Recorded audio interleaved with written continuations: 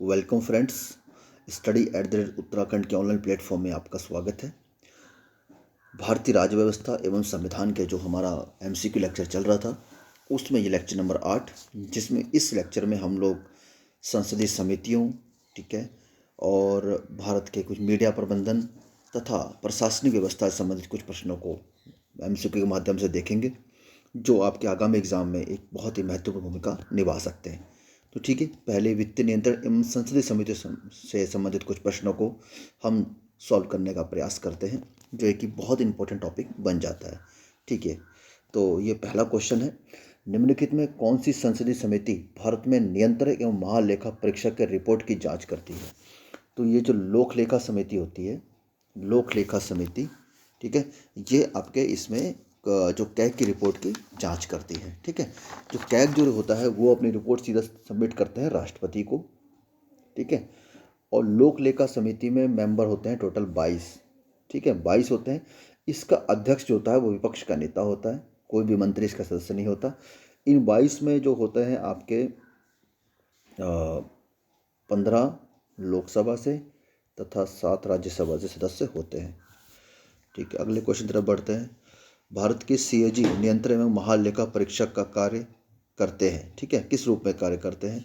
तो इसका है नागरिक स्वतंत्र रक्षा के रूप में, लोक वित्त संरक्षक के रूप में, सरकार के विधिक सलाहकार के रूप में, उपरोक्त सभी के संरक्षक।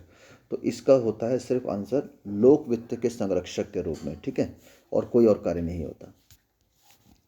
और सरकार का जो मुख्य विधिक सलाहकार होता है वो आपका अटॉर्नी जनरल होता है। ठीक है, महान्यायवादी, attorney general of India. Okay, अगले क्वेश्चन तरफ बढ़ते हैं। भारत के संविधान के किस अनुच्छेद के अंतर्गत भारत सरकार भारत की संचित निधि की सुरक्षा पर उधार ले सकती है? बहुत ही मुख्य क्वेश्चन है। तो ये जो बात कही गई है ये आर्टिकल 292 में कही गई है। ओके, क्वेश्चन नंबर 4 है, भारत की संसद की लोक लेखा समिति के अध्यक्ष का नामांकन कौन करता है? ठीक है, तो लोक लेखा समिति के अध्यक्ष का नामांकन लोकसभा अध्यक्ष द्वारा किया जाता है। ओके, लोक लेखा समिति अपनी रिपोर्ट किससे प्रस्तुत करता है? लोक लेखा समिति जो कैग की रिपोर्ट को जांच करने के बाद अपनी रिपोर्ट जो है वो लोकसभा अध्यक्ष को सबमिट करता है। अगला क्वेश्चन, रेल अंचलों के लिए संसद की परामर्शदात्री संसदीय का गठन किया जाता है। मतलब रेल जो लेखा जोखा है उसके संसद की परामर्शदात्री समिति का गठन किसके द्वारा किया जाता है? ठीक है, तो ये जो होता है संसदीय कार्य मंत्रालय द्वारा। इसका रेल मंत्रालय से कोई संबंध नहीं है। अगला क्वेश्चन है, भारत के नियंत्रक एवं महालेखा परीक्षक की नियुक्ति की जाती है। देखिए, इसकी जो चर्चा है संविधान के 148 में है, अनुच्छेद 148 में है। ठीक है, इसकी नियुक्ति राष्ट्रपति द्वारा की जाती है। ठीक है, अच्छा क्वेश्चन आ गया है, भारतीय संविधान के किस अनुच्छेद के अंतर्गत भारत के नियंत्रक एवं महालेखा परीक्षक मतलब कैग, ठीक है, इसकी नियुक्ति किसके द्वारा की जाती है, किस आर्टिकल के द्वारा? तो अनुच्छेद 148 के द्वारा। चलिए आगे बढ़ते हैं। भारत के कैग के संघ संबंधों लेखा प्रतिवेदनों को सर्वप्रथम निम्नलिखित में किसको प्रस्तुत किया जाता है? ठीक है, मतलब कैग जो है अपनी रिपोर्ट किसे देता है? सिंपल सी भाषा में ही पूरा क्वेश्चन को ना लैंग्वेज को ऐसा बना रखा है कि बहुत ही क्लिष्ट लैंग्वेज, संविधान की लैंग्वेज होती है उसे क्लिष्ट बना रखा है। भारत के कैग के संघ संबंधों लेखा प्रतिवेदनों को सर्वप्रथम निम्नलिखित में किसको प्रस्तुत किया जाता है? मतलब सीधी सी बात है, कैग किसको अपनी रिपोर्ट देता है? तो आपको पहले ही बता चुका हूँ, कैग अपनी रिपोर्ट देता है राष्ट्रपति को। ओके, तो ये संसदीय समिति से संबंधित अंतिम प्रश्न है, देखते हैं। निम्नलिखित में किसके द्वारा भारत के नियंत्रक एवं महालेखा पद का सृजन किया गया है? जो ये जो पद है कैग का, ये किसके द्वारा सृजन किया गया है? क्या ये संसदीय अधिनियम द्वारा बनाया गया है? क्या ये मूल संविधान में है? क्या ये केंद्र सरकार द्वारा बनाया गया है? क्या राष्ट्र विकास परिषद द्वारा बनाया गया है? तो इसका सही उत्तर हो जाएगा ये संविधान में ही है। जो चीज़ अनुच्छेद के माध्यम से या अनुसूचियों के माध्यम से संविधान में वर्णित है वो संविधानिक पद होता है। ठीक है, ओके, ये अनुच्छेद 148 में। तो ठीक है, ये कुछ प्रश्न थे हमारे संसदीय समिति संबंधी। अब आगे बढ़ते हैं, भारत में प्रशासनिक व्यवस्था संबंधी कुछ प्रश्नों को देखते हैं। चलिए आगे बढ़ते हैं। पहला प्रश्न है, तो पहला सवाल है, निम्न में से किस आयोग ऑब्लिक समिति ने स्थानीय संस्था ओम्बुड्समैन का पद बनाने का सुझाव दिया था? तो ये जो था आपका ओम्बुड्समैन मतलब लोकपाल, लोकपाल का पद ठीक है। एक बहुत ही महत्वपूर्ण पद होता है जिसके लिए अन्ना हजारे ने आपने देखा होगा 2012-13 के दौरान आंदोलन किया गया था, ठीक है। तो लोकपाल के दायरे में प्रधानमंत्री, ठीक है, और बहुत बड़े बड़े पद इसी दायरे में आ जाते हैं, ठीक है। तो ये किस प्रशासनिक सुधार आयोग द्वारा इसको बनाने का सुझाव दिया गया था? तो ये जो दिया गया था ये प्रथम प्रशासनिक सुधार आयोग द्वारा इसको बनाने का सुझाव दिया गया था। और जो प्रथम प्रशासनिक सुधार आयोग थे उनके अध्यक्ष थे मोरारजी देसाई, ठीक है। चलिए आगे बढ़ते हैं। द्वितीय प्रशासनिक सुधार आयोग के अध्यक्ष कौन थे? तो ये थे वीरप्पा मोइली जी, ठीक है। ओके, अगला क्वेश्चन है अनुच्छेद 239 ए मतलब को तथा अनुच्छेद 239 ख का संबंध किससे है? बहुत इंपॉर्टेंट क्वेश्चन है, ठीक है। बहुत ज़्यादा इंपॉर्टेंट बन जाता है ये एग्ज़ाम की दृष्टि से। तो ये जो है आपका दिल्ली के प्रशासन से संबंधित है, ठीक है। दिल्ली का प्रशासन किस प्रकार चलेगा? दिल्ली का एक उप राज्यपाल होगा, दिल्ली का हाई कोर्ट अलग से बनाया जाएगा, या दिल्ली की जो पुलिस व्यवस्था होगी वो, या कौन कौन से विषय जो है आपको, क्योंकि वो राष्ट्र राजधानी है, ठीक है। तो राष्ट्र राजधानी के संबंधी जो विशेष प्रावधान है वो इन अनुच्छेदों में वर्णित है। ओके, निम्नलिखित कथनों पर विचार कीजिए। भारतीय प्रशासनिक प्रणाली ब्रिटिश शासन द्वारा स्थापित प्रणाली की निरंतरता है, ठीक है। अगला क्वेश्चन है मतलब अगला कथन है आज़ादी के बाद सरकार ने ब्रिटिश लोक सेवा को समाप्त करके भारतीय प्रशासनिक सेवा का गठन किया। तो देखिए ये तो बिल्कुल ठीक है। भारतीय प्रशासनिक प्रणाली जो भारत का एडमिनिस्ट्रेटिव डिपार्टमेंट है, जैसे इंडियन आईएएस सर्विस है, ठीक है, इंडियन एडमिनिस्ट्रेटिव सर्विस है, ये ब्रिटिश शासन द्वारा स्थापित प्रणाली की निरंतरता है, ठीक है। ब्रिटिश समय में क्या था?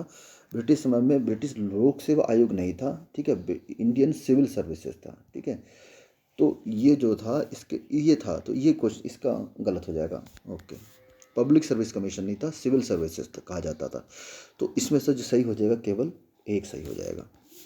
अगला क्वेश्चन, चलिए निम्नलिखित पर विचार कीजिए। मंत्रिमंडल सीधे प्रधानमंत्री का अधीन होता है। दूसरा, मंत्रिमंडल सचिव सिविल सेवा बोर्ड का पदेन अध्यक्ष होता है, ठीक है। मंत्रिमंडल का सचिव होता है वह सिविल सेवा बोर्ड का पदेन अध्यक्ष होता है। तो इसका जो जवाब है दोनों के दोनों सही है, ठीक है। ओके, निम्नलिखित कथनों पर विचार। देखिए ये जो आपको जो क्वेश्चन मिल रहे हैं ना, ये आपके वनडे एग्जाम के तो नहीं है, ये आपके जनरली पीसीएस या आपको अपर पीसीएस या लोअर पीसीएस इस टाइप के एग्जामों में इस प्रकार के प्रश्न पूछे जाते हैं। परंतु आपको भी इनके बारे में जानकारी होनी चाहिए। आप सिर्फ वनडे एग्जाम की तैयारी नहीं कर रहे, भविष्य में और एग्जाम भी आपको अटेम्प्ट करने हैं, ठीक है। ठीक है, इन निम्नलिखित पर विचार कीजिए। लाल पीताशाही, अनौपचारिकता, वर्गीय दंभ, ठीक है। उपयुक्त कौन सा या कौन सी प्रवृत्तियां परंपरागत रूप में भारतीय प्रशासन विद्यमान मानी जाती हैं? देखिए, जो लाल फीताशाही है बिल्कुल है, ठीक है। और दूसरा जो वर्गीय दम है ये भी आपको मिलता है, लेकिन अनौपचारिकता नहीं मिलती, ठीक है। सारे पद जो होते हैं, सारी क्रियाकलाप औपचारिक होते हैं, किसी का पर्सनल उससे कुछ नहीं होता, ठीक है। ओके, अगला क्वेश्चन है प्रथम प्रशासनिक सुधार आयोग के अध्यक्ष कौन थे? मैंने आपको पहले ही बता दिया। प्रथम प्रशासनिक सुधार आयोग के अध्यक्ष मोरारजी देसाई जी थे, ठीक है। ओके, अगला क्वेश्चन है होता समिति का संबंध किससे था? जो होता समिति था वो एक समिति बनाई गई थी, वो किससे संबंधित थी? बहुत इंपॉर्टेंट क्वेश्चन है ये। लोक सेवा में सुधार है, तो जो प्रशासनिक है ना, प्रशासनिक ढांचा, उसमें सुधार के लिए इसका गठन किया गया था। अगला प्रश्न है मुख्य सचिव का पद सृजन किया गया था, ये अंग्रेजों के टाइम में किसके द्वारा ये मुख्य सचिव का पद सृजन किया था? तो ये जो लॉर्ड वेलेजली थे इनके द्वारा इसका सृजन किया गया था। ओके, आगे बढ़ते हैं। फिर ये कथनों पर विचार करना है, ठीक है। तो ये अंतिम प्रश्न है इसका आपका प्रशासनिक व्यवस्था का, उसके बाद हम मीडिया की भूमिका पर चर्चा करेंगे। छोटे राज्यों की स्थापना प्रशासनिक दक्षता को बढ़ाती है, मतलब छोटे छोटे राज्यों की स्थापना जो उनका एडमिनिस्ट्रेटिव है उसको बढ़ाती है, ये बिल्कुल ठीक है, बिल्कुल सही कथन है। जितने छोटे राज्य होते हैं उतने ज़्यादा आपका लोक सेवाओं तक प्रशासन की दक्षता, उनकी क्या कहते हैं कैपेसिटी, ठीक है, वो बढ़ जाती है। दूसरा कथन क्या है? नए राज्यों के गठन से प्राकृतिक संसाधनों उदाहरण जल, ऊर्जा स्रोत आदि के संबंध विवाद पैदा होने की संभावना होती है, ठीक है। तो देखिए बिल्कुल सही कथन है।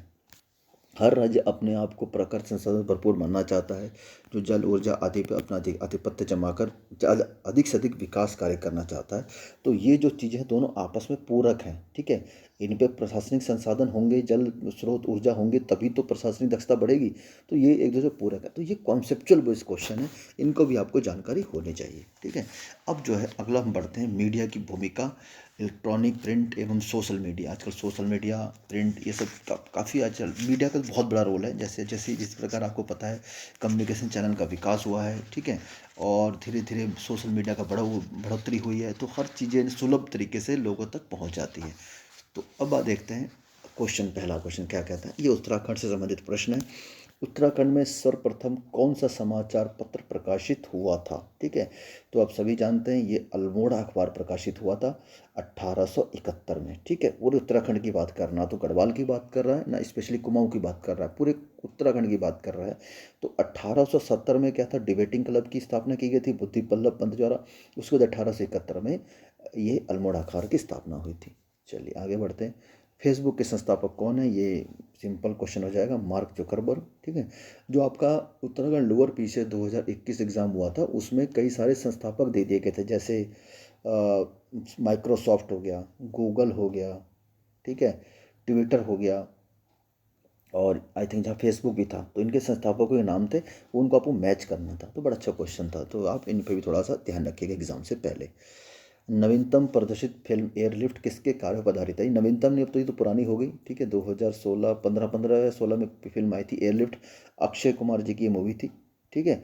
तो ये जो एयरलिफ्ट था ये किस पे, कुवैत से लाए गए आपके जो अपने जो वर्कर थे उनको वहाँ से एयरलिफ्ट किया गया था। तो ये था रणजीत कत्याल थे उस समय, उनके उनके ऊपर ये मूवी निर्भर करती थी, या उनके ऊपर ये मूवी बनाई गई थी। विश्व का पहला प्रिंटिंग प्रेस कब लगाएगा, ये भारत की बात नहीं कर रहा, विश्व की बात कर रहा है, ठीक है। तो ये जर्मनी में लगाया गया था, जर्मनी में, ठीक है। थे एक साइंटिस्ट थे गुटेनबर्ग, इनके द्वारा इसका निर्माण किया गया था। और पहला प्रिंटिंग प्रेस जो लगाया गया था, ये लगाया गया था 1454-55 में, ठीक है। कहीं कहीं आपको 1450 से 55 का मिलता है, बट ये भी सही है, ठीक है। तो आपको इसको मान के चलना है। ये चीज़ आपको गूगल में मिलेगी, 1450 का जो समय है ना, ये गूगल में देखेगा, बट ये सही आंसर ये हो जाएगा। अगला बढ़ते हैं। भारत में छपने वाला पहला साप्ताहिक पत्र कहाँ से प्रकाशित होता था। अपने पहला जो पत्र आपने सुना होगा बंगाल गजट, बंगाल गजट जो भारत का पहला समाचार पत्र था, ठीक है। ये हिंदी का समाचार पत्र नहीं था, ये अंग्रेजी भाषा का था, भारतीय भाषा का नहीं था, ठीक है। ओके, भारतीय भाषा को जो था उद्दंत मार्तंड था भारतीय भाषा का, ठीक है। तो ये बंगाल गजट कहाँ से छपता था, ये छपता था कलकत्ता से।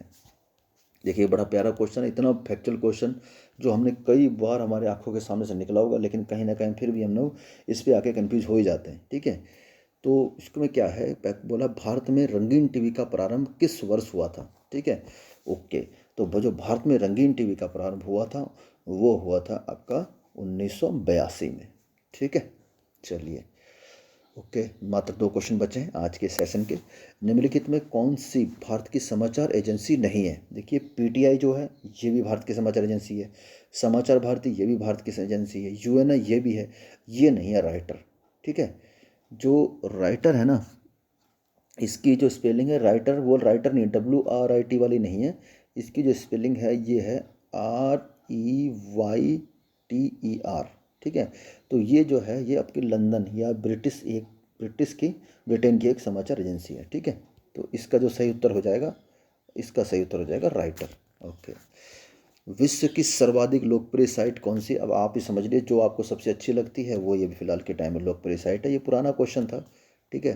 तत्काल विश्व की सबसे लोकप्रिय साइट कौन सी, अब आपको जो अच्छी लगती है वही इस समय लोकप्रिय साइट है। तो इस प्रकार के क्वेश्चन वैसे जनरली बनते तो नहीं है, फिर भी जो भी इसका भी अब वर्तमान समय में देखा जाए तो भी फेसबुक को मान सकते हैं, ठीक है। इंस्टा भी पॉपुलर है, ठीक है। तो ये तो हो गया आपके आज के प्रश्न, ठीक है। अगले जो हमारा सेशन होगा हम उसमें पॉलिटिकल डायनामिक्स देखेंगे, ठीक है। पॉलिटिकल डायनामिक्स देखने के बाद फिर जो हमारा जो फोकस होगा फिर अगर आगे चला जाएगा हमारा इंटरनेशनल रिलेशन पर, ठीक है। इंटरनेशनल रिलेशन पर हमारा अगला क्वेश्चन फोकस चला जाएगा, फिर धीरे धीरे और हम आगे बढ़ते जाएंगे। उससे पहले एक और टॉपिक और हमारा बचता है, जैसे संवैधानिक और गैर संवैधानिक निकाय, ठीक है। तो उनके बारे में हम चर्चा करते हुए फिर अगर हम पढ़ेंगे इंटरनेशनल रिलेशन की तरफ। तो उम्मीद करता हूँ ये पॉलिटिक्स लेवल आपको एमसीक्यू के जरिए आपके समझ में भी आ रहा होगा, और कुछ आपको नए नए प्रश्न देखने को मिल रहे हैं जो आपकी समझ को बढ़ा रहे होंगे। हमें समझ को विकसित करना है, खाली रटते हुए आगे नहीं बढ़ना है, ठीक है। तो जिन प्रश्नों का मैं एक्सप्लेन कर नहीं कर पाता हूँ समय के अभाव की वजह से, तो आप उन प्रश्नों का एक बार अपने लेवल पर अपनी बुक्स में एक बार जरूर सर्च करके उनका आंसर देखा करिए, ठीक है। और अगर आपको उनकी पीडीएफ चाहिए तो हमारे टेलीग्राम चैनल या फिर डायरेक्ट हमारे व्हाट्सएप ग्रुप में आप जुड़ सकते हैं, ठीक है। बने रहिए स्टडी एट द उत्तराखंड के साथ। तब तक के लिए मिलते हैं नेक्स्ट क्लास में, तब तक के लिए जय हिंद।